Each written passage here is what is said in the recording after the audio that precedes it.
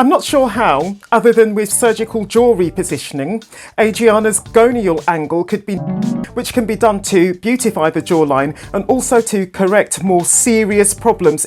According to at least one source, in 2022, Brazilian beauty Adriana Lima made all of $30 million from her modelling.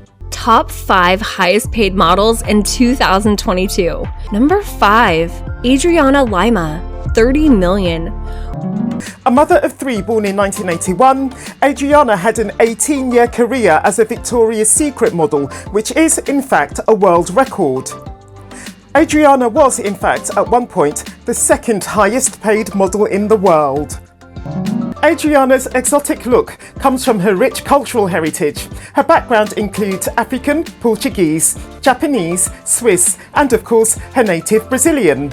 Her olive skin, along with her piercing blue eyes, two very contrasting features many would agree, are predominantly where her exoticism lies. Her natural fox eye or cat eye shape, which comes from her upturned outer eye corners and outer eyebrow corners, is a further striking and exotic feature to her face. In case you don't know, I'm Gina and I'm from London. Some say that Adriana's low eyebrow positioning, coupled with her rather short upper eyelids, give her a sexy yet somewhat fierce or intimidating gaze. Apparently, this look is common to the majority of Victoria's Secret models. According to Western beauty standards though, it's far more attractive for a woman to have taller eyelids and more raised eyebrows. An eyelid lift, for instance, is often done to older people who wish to look younger. It's also done to younger customers who wish to look more attractive.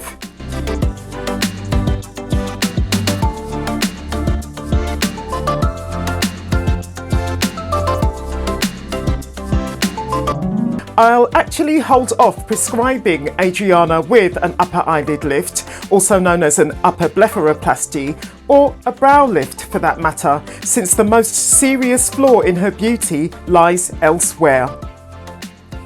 When I hear that someone's a supermodel, I expect them to have, amongst other features, a well-proportioned, well-angled, chiselled jawline with a chin that sits in line with the lips. One such jawline is highly photogenic and eye-catching. Surgical repositioning of the jaw, though, which can be done to beautify the jawline and also to correct more serious problems in the alignment between the upper jaw and the lower jaw, is a massive and risky undertaking, I believe.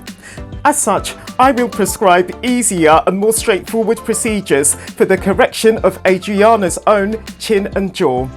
A receding chin, like Adriana's own, can be corrected surgically with a straightforward chin implant or non-surgically with fat transfer or filler injections. Any of those procedures will lengthen Adriana's jawline, bringing her profile into line, literally, with that of many of her own supermodel counterparts. I'm not sure how, other than with surgical jaw repositioning, Adriana's gonial angle could be narrowed slightly to make her jawline a bit less steep. The steepness comes from bone structure. To enhance my own gonial angle, I've been recommended throat liposuction or a lower facelift or either fat injections or filler injections to my jawline. Well, I'm asking for a jawline like Ariana Grande. Do you know the singer, Ariana? This one? Something like that? No, I don't want it to stick out from the front. Maybe some fat injection. How is that going to give me definition? Well, not much thing to do for the depression here.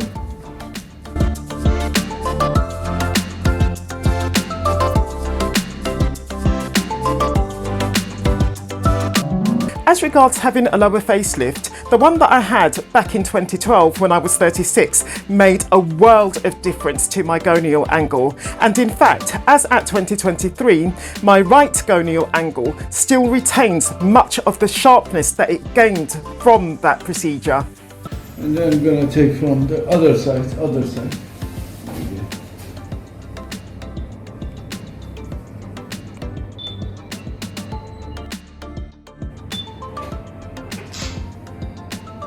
All right. This side, especially edge of the mandible. Exactly, that's what I mean. Yeah.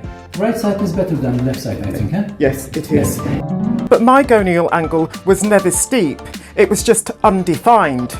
Adriana's gonial angle has all the definition that one might want. But liposuction to her throat, a lower facelift, filler injections or fat injections to her jawline won't change the bone structure to her gonial angle, and as such, in my opinion, won't make it appear any less wide, which would, if that could actually be done, make her jawline appear a bit more compact and a bit more attractive. Adriana is a rich and long-serving supermodel, and as such, clearly a beauty icon. The flaws to her jawline and chin just don't matter. I think 2022 was one of the few years in which the Hadid sisters, Bella and Gigi, didn't make it into the top 5 highest paid models. But I still want to offer them each a cosmetic surgery prescription. By whatever means Bella Hadid had her jaw redesigned, that part of her face misses total beauty, arguably by a matter of millimetres. To be exact, in a woman, an attractive gonial angle, which is the point where the jawline meets the bone that leads to the ear, the ramus, measures 126 degrees. Bella's face is, debatably, too long to be considered fully beautiful, since having a gonial angle even only 5 degrees over the ideal, say, such as Bella possibly has, is enough to make your lower face less than beautiful. With its prominence, the horizontal crease just below Bella's lower lip spoils Bella's chin slightly and will only look worse as Bella ages, unless she has it corrected. After her 1 or 2 nose jobs, Bella's nose is a lot prettier, but her hanging columella, that is, the droopiness to the skin between her nostrils, is a bit unsightly. Bella also has rather prominent tear troughs. On the other hand, Bella's gonial angle may be too wide, but that junction of her face stands out. Many people turn to filler or fat injections to the jawline or to jaw implants to achieve that look because it's highly attractive.